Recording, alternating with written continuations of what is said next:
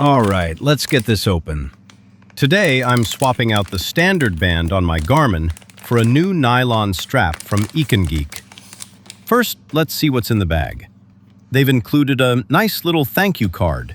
Looks like they offer custom lengths if you have a unique wrist size, which is a really cool touch. Now, for the strap itself. It's a solid, tactical-looking nylon with a heavy-duty Velcro closure.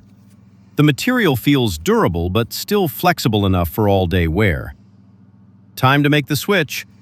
My Garmin Fenix 8 has these quick release bars, so popping off the old silicone band is a breeze.